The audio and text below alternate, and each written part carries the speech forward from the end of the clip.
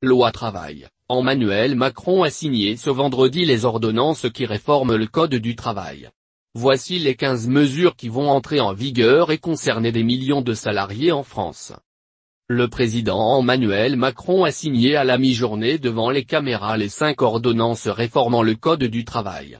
Elles consacrent une réforme inédite du marché du travail, s'est félicité le chef de l'État. Ces textes instaurent de nouveaux droits et de nouvelles protections pour les salariés et leurs représentants. Celles-ci devraient être ensuite publiées au journal officiel la semaine prochaine. Toutes les réformes contenues dans ces ordonnances seront applicables rapidement. Dès la semaine prochaine pour le télétravail par exemple. Et au plus tard le 1er janvier prochain à l'issue de la publication des décrets d'application. Indemnité prud'homale, un plafond et un plancher. Création d'un plafond en cas de licenciement abusif, fixé à 1 mois de salaire en dessous d'1 an d'ancienneté, et qui augmentera jusqu'à 20 mois de salaire au-delà de 28 ans. Création d'un plancher, indemnité minimale. Dans les TP, moins de 11 salariés. Il sera fixé à 15 jours à partir d'1 an d'ancienneté, puis augmentera progressivement jusqu'à 2 mois et demi à partir de 9 ans. Dans les autres entreprises, il sera d'1 mois à partir d'1 an d'ancienneté, puis de 3 mois à partir de 2 ans. En cas de violation d'une liberté fondamentale, pas de plafond et un plancher fixé à 6 mois. Hausse des indemnités légales de licenciement. Jusqu'à 10 ans. Augmentation, en contrepartie, des indemnités légales de licenciement par décret à 1/4 de mois de salaire par année d'ancienneté, contre 1/5 aujourd'hui, jusqu'à 10 ans. Au-delà, elle reste à 1/3 de mois. Clémence pour les vices de forme. En cas de licenciement, un vice de forme n'empêchera plus un examen sur le fond. L'erreur formelle sera sanctionnée au maximum d'1 mois de dommages et intérêts. Pour éviter les erreurs de procédure, employeurs et salariés auront accès à un formulaire type. Rupture conventionnelle collective. Les entreprises pourront, par accord homologué par l'administration, lancer des plans de départ volontaires autonomes, en dehors de plans sociaux. L'accord prévoira le niveau d'indemnité de tous les salariés volontaires. Actuellement, les séparations à l'amiable ne sont conclues qu'individuellement. Elles donnent droit à l'assurance chômage. Licenciement économique. Les difficultés économiques des groupes licenciants en France seront appréciées au niveau du territoire national, au lieu du monde. Délai de recours plus court après un licenciement. Les salariés licenciés n'auront qu'1 an pour saisir les prud'hommes. Jusqu'à présent, ils avaient 1 an en cas de licenciement économique, 2 ans pour les autres cas. Dialogue social des TPME. Dans les entreprises jusqu'à 20 salariés sans élu du personnel, l'employeur pourra soumettre à référendum un projet d'accord sur les thèmes ouverts à la négociation d'entreprise. Une majorité des 2/3 sera nécessaire pour le valider. Jusqu'à 49 salariés, l'employeur pourra, en l'absence de délégués syndicaux, négocier avec un élu non mandaté par un syndicat. Référendum d'entreprise. Un employeur pourra organiser un référendum pour valider un accord signé par des syndicats représentant plus de 30% des salariés de l'entreprise, sauf si l'ensemble des organisations signataires s'opposent à la consultation. Jusque-là, de tels référendums ne pouvaient être organisés qu'à l'initiative des représentants des salariés. Fusion des instances représentatives du personnel.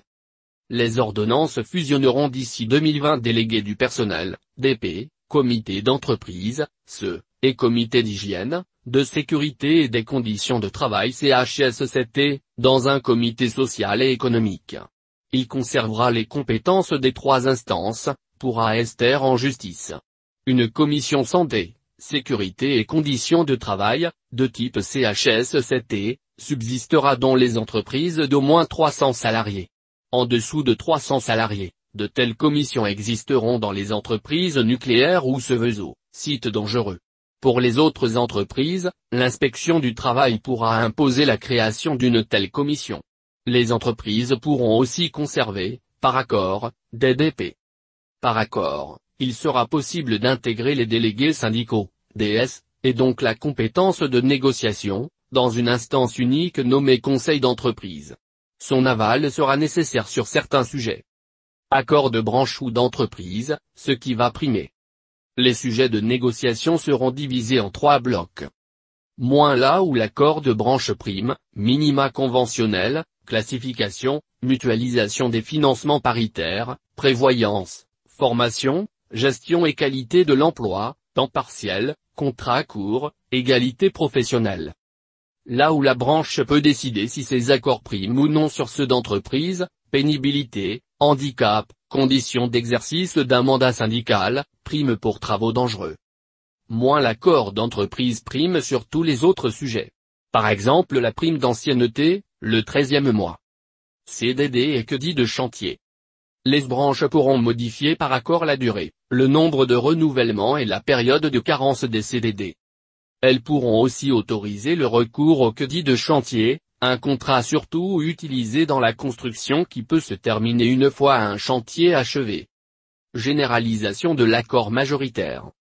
La règle de l'accord majoritaire, signée par des syndicats représentant plus de 50% des salariés, dans les entreprises sera généralisée dès le 1er mai 2018, 18 mois avant la date prévue par la loi El Khomri. L'accord majoritaire s'applique aujourd'hui principalement aux sujets relatifs à la durée du travail. Dans les autres domaines, la signature de syndicats minoritaires représentant 30% des salariés suffit, si des syndicats majoritaires ne s'opposent pas. Primauté de l'accord collectif sur le contrat. Aujourd'hui, plusieurs types d'accords d'entreprise, réduction du temps de travail, maintien de l'emploi, mobilité, s'imposent au contrat de travail et mènent au licenciement des salariés qui refusent. Un seul type d'accord s'imposera désormais au contrat de travail, mais couvrira un champ plus large, bon fonctionnement de l'entreprise, développement ou préservation de l'emploi. En cas de refus, les salariés seront licenciés pour motif spécifique, toucheront l'assurance chômage et bénéficieront d'un droit à 100 heures de formation financé par l'employeur. Télétravail. Le salarié pourra télétravailler de droit, alors qu'un avenant au contrat de travail et un accord sont aujourd'hui nécessaires. Si l'employeur s'y oppose, il devra justifier son refus. Fin du contrat de génération. Suppression d'une des mesures phares du quinquennat Hollande, qui favorisait l'emploi des jeunes et des seniors.